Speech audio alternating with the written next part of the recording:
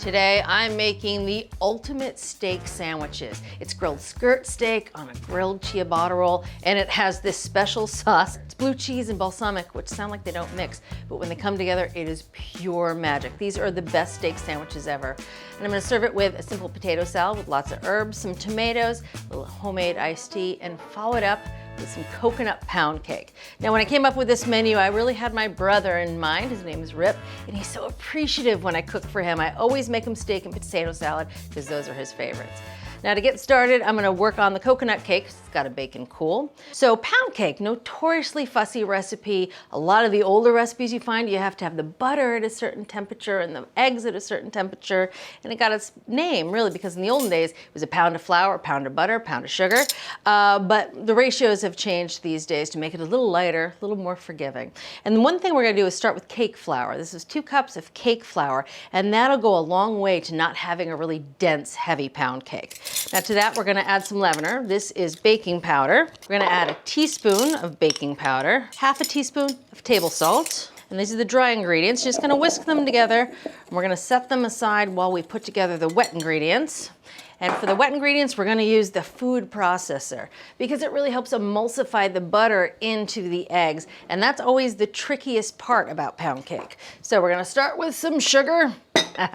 It's a cup of sugar. We're gonna add it right to the food processor. Next up, some cream of coconut. Now this is what really is gonna give that coconut flavor. We tried using coconut milk, but actually the fat levels vary dramatically in coconut milk, and it didn't give us a strong flavor like the cream of coconut. So we're gonna use 3/4 of a cup of cream of coconut. And if you make pina coladas, you know this stuff pretty well. In the supermarket, it's usually found with sort of the cocktail mixers. Using an adjustable measuring cup makes it easy. Right into the food processor. All right, next up, some eggs. Now these eggs are definitely at room temperature. I've had them sitting out for a while.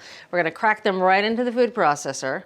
So if you don't have room temperature eggs and you're using them right from the fridge, a quick tip is to put them in a bowl, cover them with hot water, and they'll come up to room temperature within a few minutes.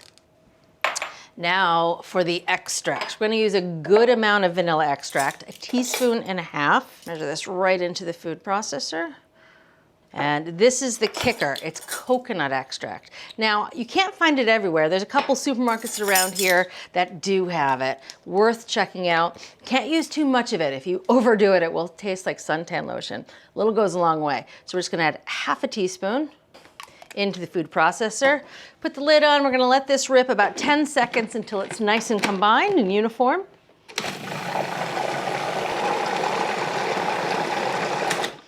All right, that looks pretty good. Next, we're gonna add the butter, and this is the finicky ingredient. And to make it really efficient, I have melted butter here. This is 12 tablespoons of unsalted butter that's melted and hot. And by adding it to the food processor while the blade's running, it just makes a nice emulsion so the cake batter is good and emulsified. So, food processor on, butter through the feed tube.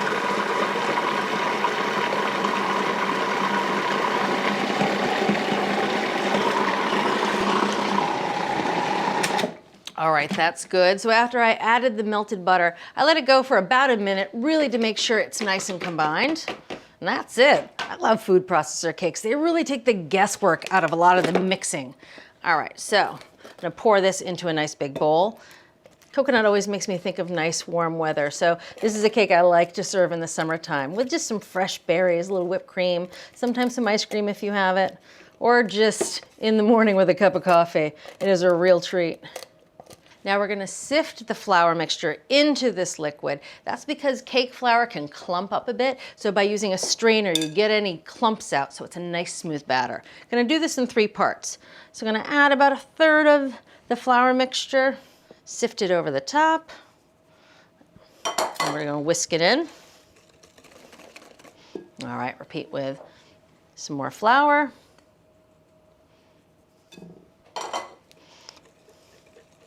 All right, last little bit of flour here. There we go. Sift it over the top of the batter, whisk it in. All right, into the loaf pan it goes. Now I've already prepped the pan with baking spray, which is that combination of flour and fat. If you didn't have that, you could just butter the pan and then add the flour and tap it out. Now this is a smaller pan. This is an 8.5 by 4.5 inch pan, which is on the smaller side, and I love this pan. But this batter also works with pans that are a bit larger. A lot of pans are 9 inches by 5 inches. That would work too. All right. All right, a few wraps on the counter, get out any big air bubbles. That's pretty good. Into the oven it goes. This is a 350-degree oven, so that's gonna take about 50, 60 minutes. Of course, I'm gonna rotate it halfway through. That just ensures that it'll bake through evenly. In the meantime, we're gonna focus on the potato salad. So here I have a nice big pot filled with an exact amount of water. This is 8 cups of water, and this is what we're gonna cook the potatoes in because I have a trick. All right, here are the potatoes. 3 pounds of red potatoes, which is a lot, but my brother really likes to take the leftovers home, so I like to make a nice big batch. Now I already scrubbed them, which is pretty important because potatoes are dirty. And now we're gonna cut them down into 1-inch pieces. A small guy like this, that just means I'm gonna cut him in half. A big guy, I'll cut him into quarters. And they're gonna go right into the water, which is just handy, it prevents browning. And we're gonna cook it right in the water. So we're gonna start in cold water, which is a trick whenever you cook potatoes. Starting in cold water just helps them cook through without falling apart. All right, so that's all the potatoes in the water. Now the trick to making these nicely seasoned and ensure that they stay together as they cook is to add salt and vinegar. So I'm gonna add 2 tablespoons of salt. So that means they're really nicely seasoned, which is good for a potato salad because you eat it on the cold side, and cold food always tastes less seasoned. So that's 2 tablespoons of table salt. And the best trick, we're gonna add a little vinegar, 2 tablespoons of distilled white vinegar. This is what's gonna help those potatoes hold their shape as they cook. These potatoes are ready for the stove. I'm gonna bring them to a boil, reduce it to a gentle simmer, let them go 15, 20 minutes until the potatoes are good and tender. All right, the last thing to get going is some simple syrup for the iced tea. Iced tea is a big deal in my house. We make a good quart or 2 every day. Everyone in the house drinks it. You come over, I'll offer you a glass. And it's unsweetened. So what I like to do is make a simple syrup so people can sweeten it as they like. And you can flavor simple syrups. Great for a party. Today I'm gonna make lemon simple syrup. You can make grapefruit, you can make orange, you can take some spices like cinnamon. World's your oyster when it comes to simple syrup, but lemon, house favorite. And the simple syrup ratio is very easy. It's 1 part water, 1 part sugar to 1 tablespoon of citrus zest. So to fill my bottle, I know I need 1.5, 1.5, 1.5. It's 1.5 cups of sugar. There we go. 1.5 cups of water, and this is good water. This is the filtered water from my fridge. And then last but not least, some lemon zest, and it's 1.5 tablespoons of lemon zest. Thereabouts. The other thing is the simple syrup takes on this beautiful hue that looks like lemons because the color really seeps into the syrup, even though we're gonna strain out the zest. All right, that looks pretty good. All right, this is ready for the stove. Only needs to cook for about 5 minutes to dissolve the sugar and infuse that lemon flavor. Then I'm gonna let it cool. And when we're back, we're gonna get started on the potato salad. At Cooks Illustrated, we're food nerds. That's why every recipe we develop involves research, cooking science, and rigorous testing by our team of expert test cooks. Only the highest rated recipes earn a place in our award-winning magazine. Every issue features our latest recipes and discoveries, cooking tips, and equipment and ingredient reviews. Our step-by-step photos and hand-drawn illustrations show you exactly how to succeed. So, are you ready to become the best cook you know? Subscribe to Cooks Illustrated magazine at cooksillustrated.com today. All right, those potatoes are finishing cooking. That coconut cake is still in the oven baking. It's time to make the dressing for the potato salad. So here I have a nice big bowl. This is the serving bowl, and this is what we're gonna make the dressing into. It's a lemony, herby dressing. Starts with lemon zest. You want about 2 teaspoons of lemon zest. And the fresh lemon zest, and we're gonna add a few fresh herbs. It is the ultimate summer potato salad, in my opinion. All right, now we're gonna get some lemon juice. What about 3 tablespoons of lemon juice? Again, I'm gonna do it right into the bowl. 1, 2. Let's squeeze a little harder so I can get a little more out. Oh yeah, these are juicy guys, I like it. All right, that's pretty good. All right, a little salt and pepper. A teaspoon of salt, 1/2 teaspoon pepper. There we go. Now we're gonna whisk in the olive oil. It's 1/3 cup of good extra virgin olive oil. Just gonna whisk it in while drizzling slowly. Oh, the pepper. By doing this, it just really emulsifies the oil into the lemon juice. We can re-whisk the dressing before we add anything to it, but we're actually gonna use a little bit of the dressing to flavor the potatoes as they cool. All right, that looks good. Time to check those potatoes. Just want to check them with a fork. You can see they're starting to fall apart, which is a good sign they're tender. With a fork, nice and tender throughout. All right, time to take them off the heat. Gonna drain them and then I'm gonna spread them out over a rim baking sheet.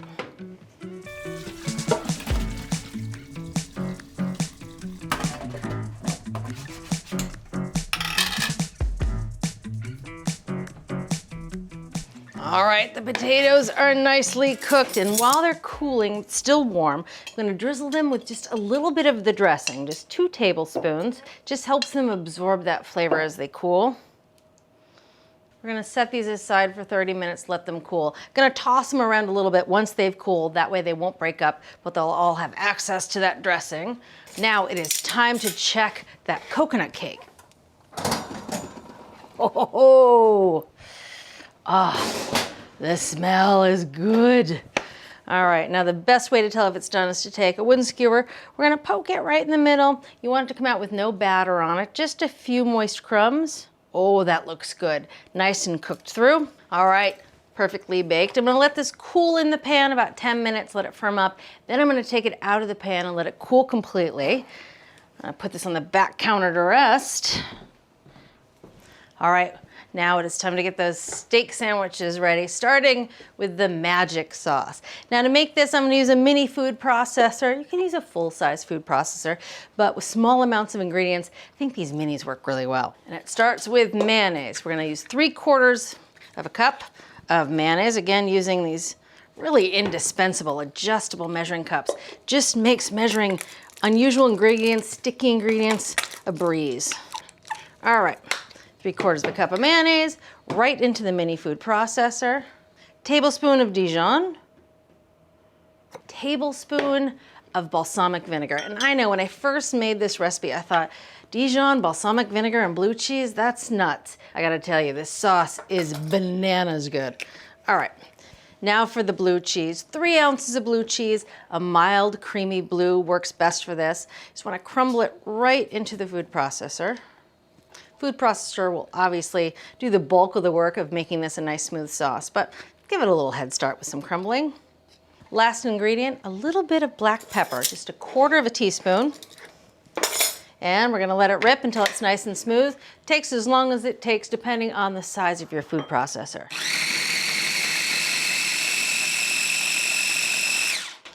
All right, let's take a look. Scrape it down. Oh. I don't know what it is about the combination of these flavors. I think if you ask someone to identify what's in it, they would have a hard time coming up with that. It is just delicious. All right, I'm gonna leave it in the food processor because we're gonna spread it on the sandwiches before we make it. No need to dirty another bowl. All right, now let's talk about the rolls for the sandwiches because they're important. It's a big part of a sandwich. We're gonna use these ciabatta rolls, which if you can find them, they are brilliant here. Of course, you could use whatever roll you have, but we're gonna grill the rolls too, so they take on a little flavor. Before we grill them, we're just gonna brush them with a little bit of olive oil. So here I have a little olive oil in a bowl, just the cut sides. Get these ready for the grill, and because I'm brushing the rolls with oil, talking about the grill, it is really close to grill time, which is perfect. The cake's cooling, the potatoes are cooling. Once you get to this point, dinner's not far behind. All right, that looks good. Put these back together. That's it for the rolls. Now for the star of the show, the skirt steak.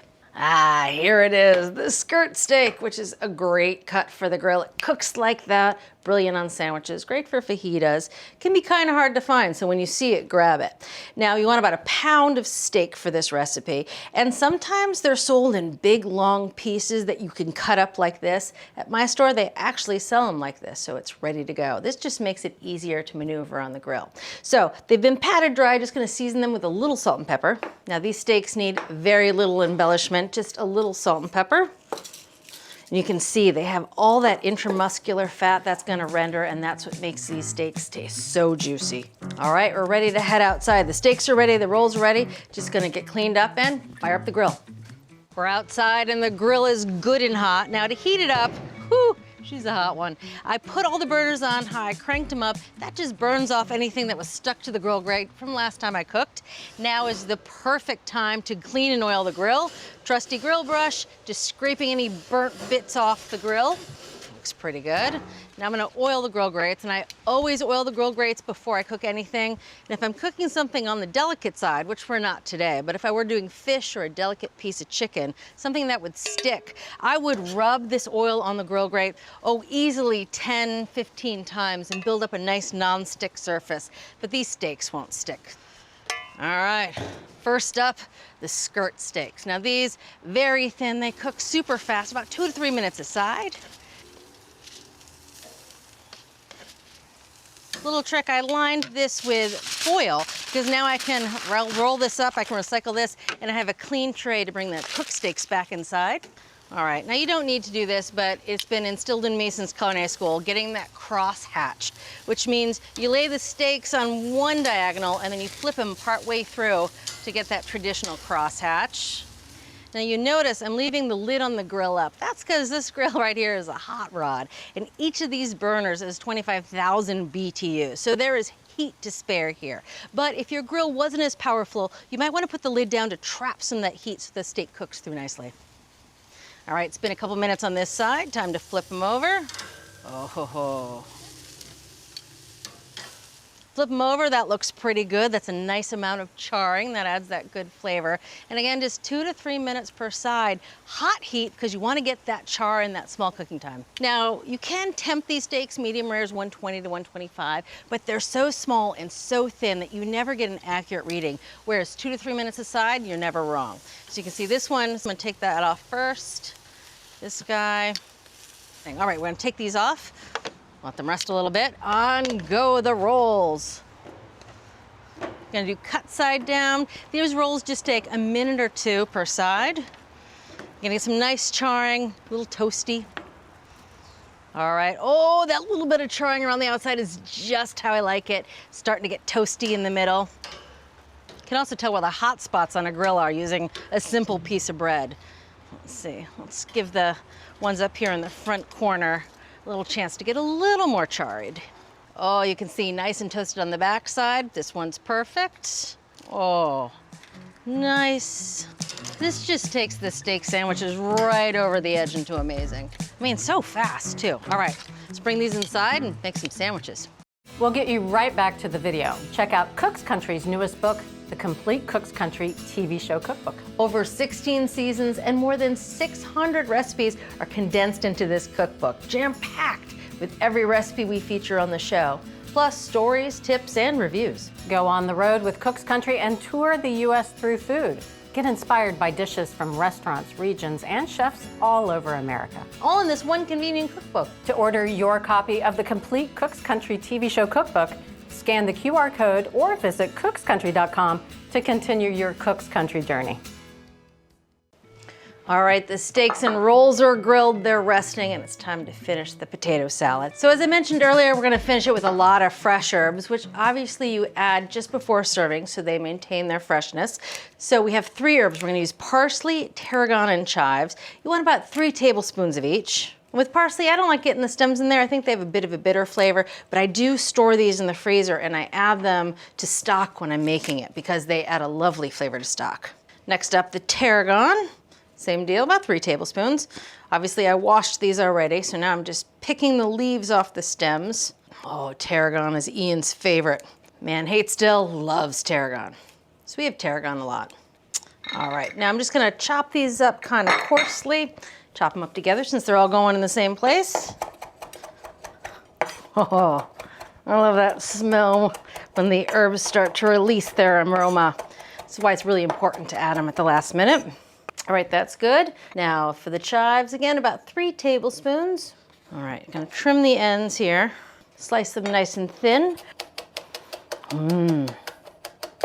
All right, so into the bowl this goes. So again, that's the dressing I made earlier. So we're gonna add all of the herbs. Next, I'm gonna add some onion. This is half a cup of chopped yellow onion.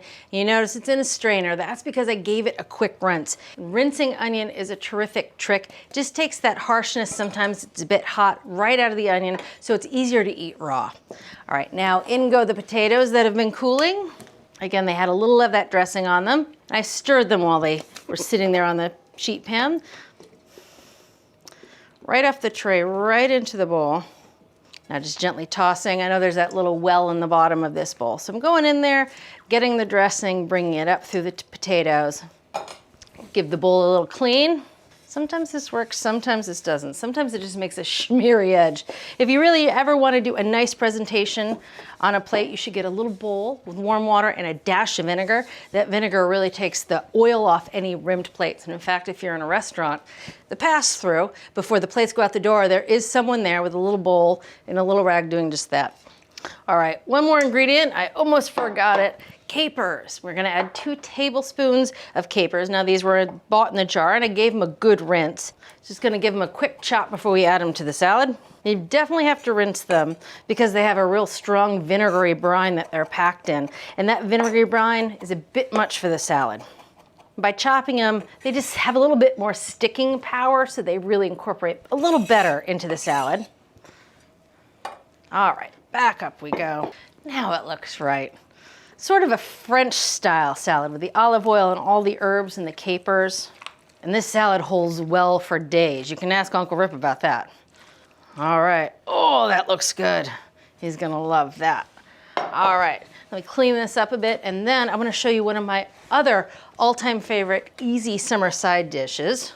It's tomatoes. Now, one thing about Uncle Rip is he has a huge garden. He grows a ton of kale, a ton of green peppers, and a ton of tomatoes. And whenever he comes to visit, he brings me the raw food and then I make dinner for him and he can take home the leftovers. His tomatoes are the best. So when he brings them to me, I don't like to do much to them. Slice them up, put a little salt and a little pepper on them, that's all. But for salt, I use the good stuff. This is Malden sea salt. Any really good sea salt would be great. Just helps bring out the flavors, and especially when you serve it with this meal. There's so many herbs and flavors in the potato salad that it kind of bleeds over on the plate and you just get a whopping sense of summer. Little ground pepper. I know he grows beautiful tomatoes. These are heirloom tomatoes. They come in a wide variety of colors, and it's fun to just lay them on the platter and see all the different styles and flavors of tomatoes. I mean, that couldn't get any easier. All right, time for the steak. Here is the skirt steak. Ah, all right, time to slice it up and make some good looking sandwiches.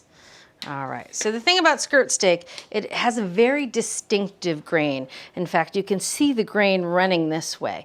And to make nice tender pieces of meat, you want to slice across the grain. And this is again why we cut it into 4 pieces, because if it was a big long piece, it would be hard to slice against the grain. So against the grain, nice thin slices. That way, when you make a steak sandwich, you're not tugging on the meat with every bite. Oh, I hate it when that happens. Because it's going in a sandwich, you don't have to be too precious with exactly how it looks. Ready for the sandwiches. This is a killer sandwich board that I had Ian make for me, specifically for sandwiches and cheese boards. It's a beautiful piece of ash. The best part is he carved out little handles right here so I can pick it up easily off the counter. Brilliant. Okay, so for the sandwiches, get the tops next to the bottoms, bottom top, bottom top, bottom top, bottom top. You go here. All right, now, for the dressing, the magic steak sauce dressing, I'm gonna put a little on each roll. I don't go light with this stuff. It is just too good.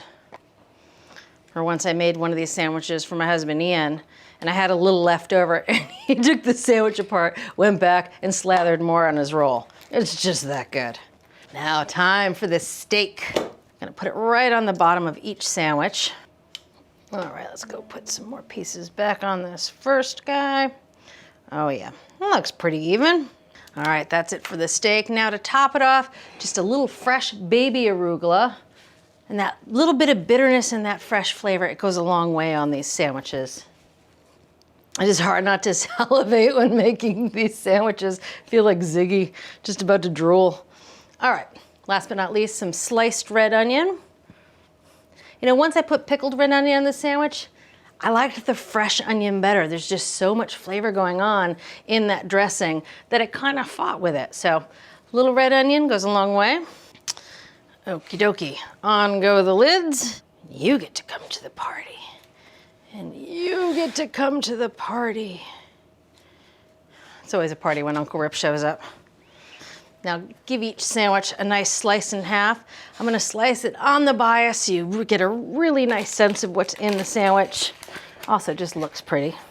And on the sandwich board they go. Now normally I'd say this could serve a crowd, but I have witnessed many a person eat one of these entire sandwiches because you just can't stop. Bring this together. And what goes better with a nice summer meal like this than some homemade iced tea, which we have around here always. We have a favorite brand, of course. It's a cold brew. I have to order it by the case online. Oh, everybody in my family loves this iced tea. And it's unsweetened, so that's where the simple syrup comes in.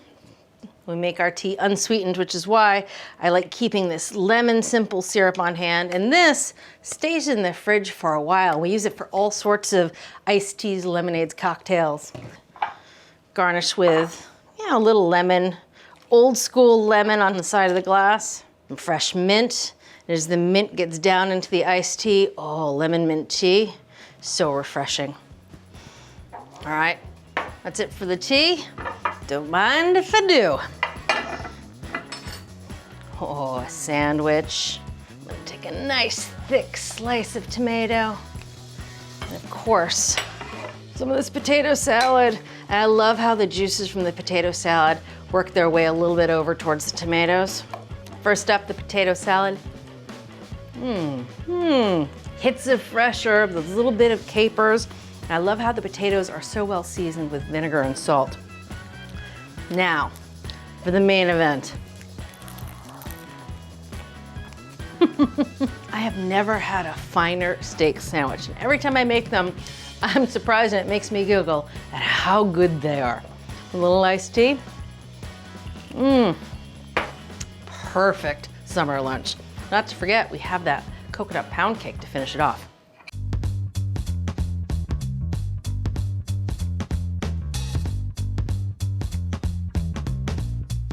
It's time for coconut pound cake. I'm gonna slice right into this. It's nice and cool. I really let this cool to room temperature. And I don't slice the whole thing all at once because Uncle Rip likes to take home a big chunk of it. So I'm just gonna cut a few slices. Hearty slices, mind you. And this is good as a nice summery dessert. Also great with coffee or tea in the afternoon. Oh yeah, you can see that nice texture. It's very delicate, not like that standard really heavy pound cake. You can serve it perfectly on its own. I like adding a little whipped cream. Oh yeah, a little on the loose side. That's how I like my whipped cream. A couple raspberries. Now for a little taste. Cake raspberry whipped cream. Perfect. It has so much flavor with that coconut. It's like a little surprise. You weren't expecting it. And it's so tropical tasting. Perfect for summer. Perfect way to end the meal. See you next time. If you're ready to take your cooking to the next level, head over to americastestkitchen.com and get a free trial of our ATK Essential membership. While you're there, you can sign up for our free email newsletters and download our app. So, what are you waiting for?